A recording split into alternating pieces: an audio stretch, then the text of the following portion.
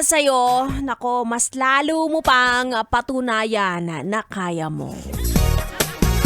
Taray ng motivation. Eh, syempre, Monday ngayon, kailangan tayo ay motivated. Mga yes, friend! It's me! It's your girl, DJ Ganda Wanda. Kasama niyo na dito sa 101.1 Yes FM para sa programang Chika ni Wanda. At eto na nga ang narinig ko over the weekend. Meron ako mga nasagap na chismis na inaapi ka raw. Taray, baka ikaw dati si Princess Sarah, no?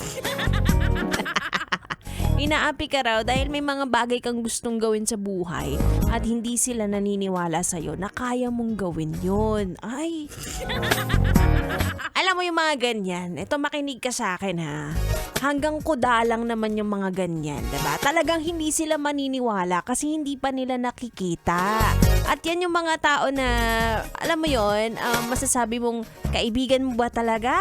Dahil ayaw kong suportahan o baka naman nai-insecure kasi alam niyang kaya mong gawin, diba? Masyadong malawak sabihin natin na sa relationship, diba? May liligawan kang babae tapos kukontrahin ka nung kaibigan mo na parang, ay hindi mo kaya makuha yan, gano'n. O kaya naman pagdating sa career, 'di ba? May gusto kang applyan na trabaho pero ang sasabihin ng kaibigan mo, ay, alam mo, hindi ka matatanggap diyan. Ayaw nilang bobo.